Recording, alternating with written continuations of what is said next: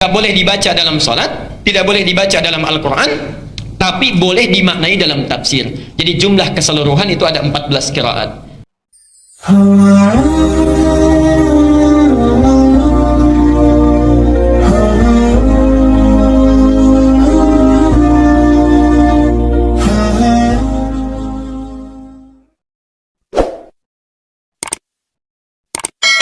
Karena itu baca ihdinas siratal mustaqim itu bahkan ada 3 cara. Pakai shad riwayat Hafiz, ihdinas siratal mustaqim, kan? Ada bisa pakai sin riwayat Qalun, ihdinas siratal mustaqim. Bahkan ada yang tidak bisa pakai sin, tidak bisa pakai shad, pakai zai bisanya. Ada riwayat Qunbul, muridnya Ibnu Katsir, ihdinas siratal mustaqim, pakai zai, ya. Jadi ada cara bacanya, semuanya sama cara bacanya, ya. Jadi tidak ada yang keliru, diturunkan berdasarkan dialek orang Arab sehingga memudahkan untuk membacanya. Kita yang di sini pakai riwayat Hafiz, ya. Yang ihdinas siratal pakai shad, ya. Kemudian pakai alaihim. Di Libya sana, termasuk Tunisia, itu pakai riwayat Qalun, ya. Yang kalau him menjadi himu, kadang-kadang menjadi hum, ya. Kemudian shadnya menjadi sin. Jelas sampai di sini? Ibnu Katsir yang punya tafsir Ibnu Katsir itu bacanya pakai riwayatnya lain, sinnya pakai zai. Ihdinas siratal mustaqim, pakai zai. Masya Allah, ya. Jadi yang dimaksud dengan qiraat adalah cara baca Al-Quran berdasarkan dialek-dialek Arab ini yang telah ditetapkan oleh Nabi. Karena ada dialek tertentu yang tidak bisa digunakan untuk baca Quran. Jelas sampai sini? Baik. Satu. Jadi disebut dengan apa? Qiraat sab'ah. Ini sudah ada rumusnya dari ulama, ilmunya ada dalam ilmu qiraat, bukunya sudah dikarang, bahkan nazamnya sudah ada, Asy-Syatibiyah. Saya berikan contoh bukunya ini, ya.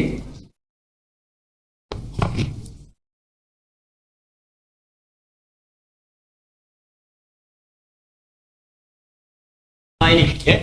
Ini contoh bukunya. Yang qiraat sab'ah dari Al-Fatihah sampai dengan An-Nas. Ya, bagaimana cara bacanya? Nanti ada yang sama, ada yang beda cara bacanya. Misal Bismillah sampai Ar-Rahmanir-Rahim itu sama. Maliki Yaumiddin bisa dibaca dengan 2 cara. Panjang Maliki yang kita baca, bisa pendek riwayat Qalun, Maliki Yaumiddin. Boleh, ya. Ilmunya di sini. Kalau yang nggak bisa bahasa Arab, ada bahasa Indonesianya. Sudah diterjemahkan Nazam Syatibiyah karangan Muhsin Ali. Itu 2 jilid pengajar di PT IKI, warnanya hijau. Jilid pertama ada 378 halaman, jilid kedua 314 halaman, 2 jilid warna hijau, ya. Jadi kalau mau belajar ilmu qiraat silakan. Ini yang dasar. Kalau nanti sudah mahir ini tambah 3 yang masyhur. Yang 7 ini boleh dipakai dalam sholat, ya, boleh, ya. Tapi dipakai sesuai dengan keumuman lahjahnya. Kalau di Indonesia umumnya pakai Hafiz, maka jangan coba-coba pakai yang lain. Bisa rame nanti, ya, bisa rame. Saya ngimamin misalnya, kemudian pakai riwayat Warsh. Wadduha wal-laili idza saja ma wadda'aka rabbuka wa ma qala. Ini kayaknya orang Betawi nih ustaznya nih. Betawi aja nggak gitu-gitu banget, ya. Jamaah bisa bubar, ya. Maka sesuaikan dengan lahjah yang terbiasa. Tapi mesti kita paham ini 7 bacaan dibaca dalam sholat. Ada lagi 3 riwayat yang kedua. Yang ini 7 disebut mutawatir, disepakati oleh ulama, boleh dibaca dan dipraktikkan dalam sholat. Yang 3 disebut dengan masyhur. Masyhur itu jumlahnya banyak yang meriwayatkan tapi tidak sampai ke mutawatir. Boleh dibaca dalam bacaan Quran tapi tidak boleh dibaca dalam sholat. Tambah yang 4 lagi namanya qiraah syadzah. Syadzah itu qiraah tafsir, bacaan tafsir. Nggak boleh dibaca dalam sholat, tidak boleh dibaca dalam Al-Quran, tapi boleh dimaknai dalam tafsir. Jadi jumlah keseluruhan itu ada 14 qiraat. 7 yang disepakati dibaca dalam sholat, 3 hanya baca Quran saja nggak dibaca dalam sholat, dan yang 4 itu qiraah tafsir. Jelas sampai sini? Itulah qiraat. Nah, dalam rangka membaca Quran, baik menggunakan 7 qiraat memilih salah satunya, semua diikat oleh satu hukum Al-Quran, warattilil Qur'ana tartila, mesti dibaca dengan tartil. Mau pakai riwayatnya Hafiz, mau pakai riwayatnya Warsh, Qalun atau Al-Bazzi atau yang lain sebagainya, semua bacaan itu mesti tartil. Tartil sesuai hukum bacaan. Jadi madnya nggak boleh beda. Ada mad arid disukun, bisa 2, bisa 4, bisa 6, ya. Ada makhrajnya, ada sifatnya. Kalau mau baca lewat riwayat apapun, setiap yang baca mesti tartil. Dari tartil inilah muncul ilmu. Saya agak cepat. Bagaimana supaya bacaan Qur'annya benar? Kata Qur'an mesti tartil, ya. Supaya tartil muncul ilmu, namanya tajwid, ya. Namanya apa? Tajwid, ya.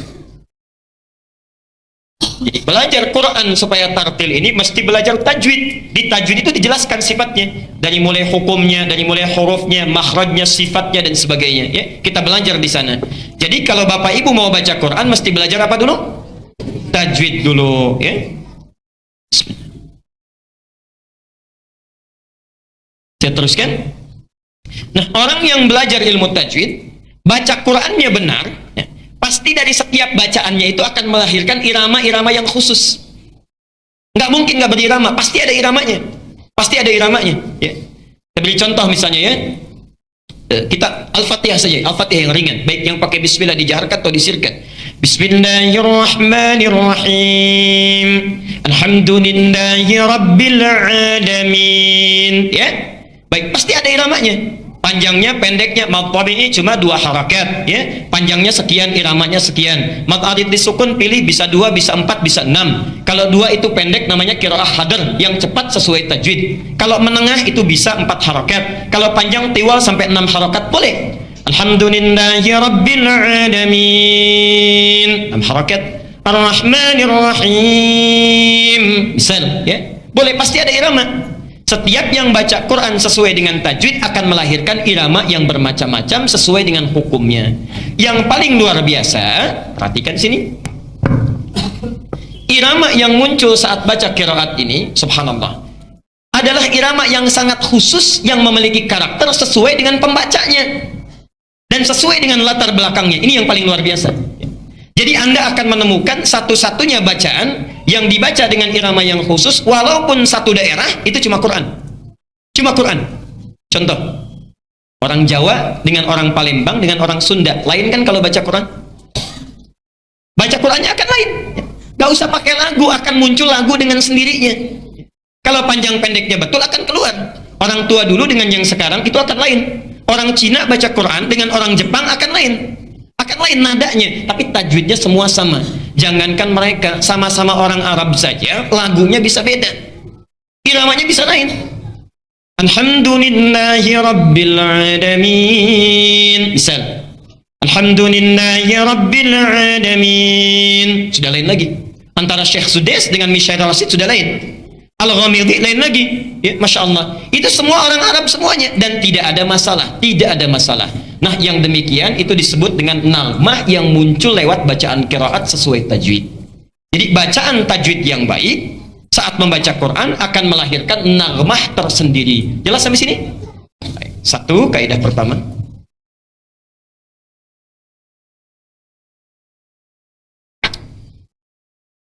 Kaidah kedua, kita teruskan dulu. Bapak Ibu sekalian, kalau kita sudah mengerti dasarnya, bahwa membaca Quran itu tidak ada lagu yang khusus, yang penting sesuai tajwid. Kalau baca sesuai tajwid akan melahirkan irama yang menunjukkan ciri khas pembacanya, ya. Imam Masjid Al-Ihsan dengan Al-Azhar pasti lain. Ketahuan kalau ngimami, ini pasti Masjid Al-Azhar, ini pasti imam dari Al-Ihsan, langsung. Karena itulah dari sejak zaman Rasulullah sampai dengan zaman kini, para ulama membuat aturan, ya. Tidak diperkenankan membaca Al-Quran itu dengan irama-irama yang sifatnya dikhususkan untuk hal di luar Quran. Misal, ada irama syair. Zaman Nabi dulu, ya, bukan zaman sekarang. Zaman Nabi dulu.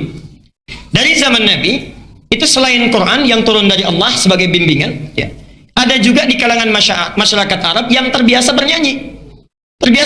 Mereka menggunakan syair, ya. Quran bukan lirik, Quran bukan lagu, bukan untuk dinyanyikan, tapi dibaca dan dipahami. Dan turunnya Quran sekaligus untuk menepis syair, ya. Yuk kita lihat. Sebelum masa Islam datang, zaman jahiliyah syair sudah ada. Syaratnya syair itu memenuhi 16 rumus, ada 16 rumus. Dikenal dengan bahr namanya, bahrun. Setiap rumusnya.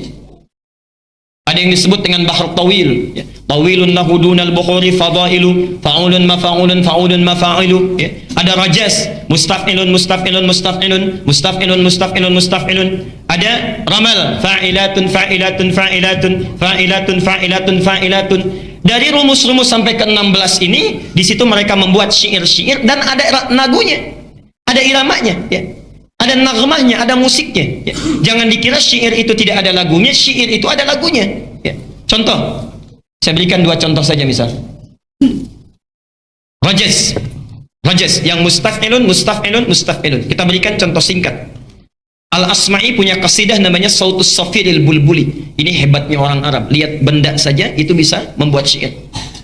Sautus Safiril Bulbuli hayyaja qalbi thamiri al-ma'u waz-zarhu ma'a zahri lahzul muqali fa anta ya sayyidi wa sayyidi wa maulali fa kam tayammuni ghuzayyilun uqayqali qataftuhu min wajnatin min fi'li hadha ar-rajuli fa qala la la la la faqad ghada muharwili wa wal walad wali ya waylali fa qultu la tuwalwili fa bayyinu lu'ali qalat lahu hina kadha in harwadid dhul muqali kahatan kakailali tabtabi tabtabi tabtabi tabtabuli. Nah, itu ya nggak apa-apa, silakan.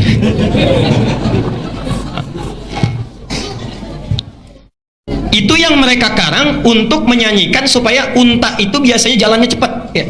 Jadi kalau ingin unta kan kadang-kadang jalannya malas, ya, lambat. Nah, supaya unta jalannya cepat, dinyanyikan syair tadi pakai rojas itu, ya, di antaranya, ya. Misal kalau ingin mengangkat orang, ya, kemudian menyanjung-nyanjung itu pakai romal, ya. Pernah dengar kasidah ini? Ini dari syair. Tala'al badru alaina min thaniyatil wada'. Pernah dengar itu? Oke, pernah dengar? Baik. Kan ada ya lagunya, ya. Itu dari syair asalnya. Rumusnya ramal, bah ramal. Tala'al badru alaina. Itu ramal, ada. Tapi sejak zaman Nabi sampai sekarang gak pernah orang baca Quran pakai rumus ini. Wadduha wal laili idza saja. Gak ada. Astagfirullah kalau ada yang baca, ya. Tidak ada yang baca karena bukan tempatnya, ya. Jadi zaman Nabi saja orang jahiliyah sudah paham pemusik nggak pernah menggunakan not balok musiknya untuk menggunakan bacaan Quran karena memang lain, ya. Jadi mereka sudah punya rumus khusus, ilmu yang khusus. Kalau Anda jurusan bahasa Arab, ya, misalnya kuliah jurusan bahasa Arab, itu ada pelajarannya namanya ilmu arud, ya. Saya berikan contoh bukunya. Nah, ini kitabnya, ya. Ini kitabnya ilmu arud, ya. Ada di sini semua cara bikin syairnya. Yang Anda belajar bahasa Arab di pesantren-pesantren alfiyah itu kan dari sini rumusnya, ya. Rumus Rajas Ibnu Malik itu membuat 1000 syair untuk mempermudah belajar bahasa Arab. 1000 bait itu disebut dengan nazam namanya. Kalamuna lafdhun mufidun kastaqim wasmun wa fi'lun thumma harfunil kalim wahiduhu kalimatun wal qawlu am wa kalimatun biha kalamun qad yu'am bil jarri wat tanwini wan nida wa al wa musnadin lil ismi tamyizun hasal bi tafa'alti fa'altu atat wa ya if'ali wa nun iqbalanna fi'lun yanjali. Ada semua, ya. Kalau orang pesantren pasti belajar itu untuk belajar nahwu dan sarafnya. Jadi ada di sini. Jadi dari dulu pun zaman Nabi sudah ada rumus-rumus untuk membuat nyanyian, tapi tidak pernah dipakai melagukan Quran. Karena itulah sepakat para ulama, perhatikan, lagu-lagu yang sekiranya dikhususkan nagmah atau langgam dalam bahasa kita, yang dikhususkan diketahui menjadi ciri khas musik tertentu, dipergunakan pada hal tertentu, maka tidak boleh diperkenankan untuk dijadikan bacaan Quran. Karena itulah di awal abad ke-20 para ulama ahli qiraat berkumpul memilih jenis-jenis nagmah untuk dipelajari yang tidak pernah digunakan pada musik. Muncullah pertama kali alirannya di Mekah, disebut dengan aliran Makawi atau Makki, ya. Makki atau Makawi, insyaallah. Ada jenis nagmahnya, ya. Misal kita pernah dengar misalnya ada nada-nada Hijaz, ya, Nahawan, ya, dalam baca Quran. Dalam baca Quran ada Hijaz, ada Nahawan dan sebagainya, ya. Itu asalnya dari Mekah awal abad ke-20. Disempurnakan di Mesir. Munculnya para qari terkenal, Syekh Abdul Basit Abdul Somad, Syekh Husairi, lalu membuat rumus-rumus yang singkat. Ada disebut bayati, dibagi lagi, ada bayati qarar, ya. Kemudian misalnya ada bayati apa lagi yang pernah didengar? Bayati asli, bayati qarar, ya. Ada kemudian soba, ada kemudian Hijaz, ada kemudian Nahawan, macam-macam. Dan di kita kemudian dipopulerkan di awal abad ke-20. Yang ikut aliran Makawi misalnya ada Syekh Sya'rani, ya, Kiai Haji Arwani, itu ada, ya.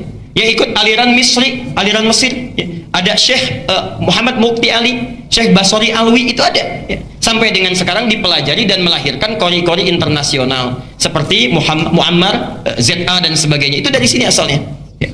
Dan tidak pernah mengambil dari nagom-nagom yang dikhususkan untuk musik atau hal tertentu. Jelas sampai di sini? Nah, jadi kalau ada pertanyaan bagaimana hukumnya melakukan Quran dengan langgam-langgam khas musik, maka hukumnya tidak diperkenankan. Itu pandangan saya. Tidak diperkenankan. Apalagi membawa hukum tajwid kepada lagu, itu sudah salah total. Sudah salah total, ya. Saya kira dari dulu sampai kemarin-kemarin itu belum pernah ada yang demikian kreatifnya, ya. Jadi dari sini kesimpulannya tidak perlu lagi membacakan Quran dengan nada-nada tertentu, cukup kita baca sesuai tajwid akan melahirkan nada tersendiri. Jelas sampai sini? Ya. Jadi tidak perlu ada langgam Sunda, langgam Jawa, langgam Sumatera, langgam Banten, itu tidak perlu, ya. Tidak perlu, cukup baca sesuai tajwid memunculkan bacaan yang khusus.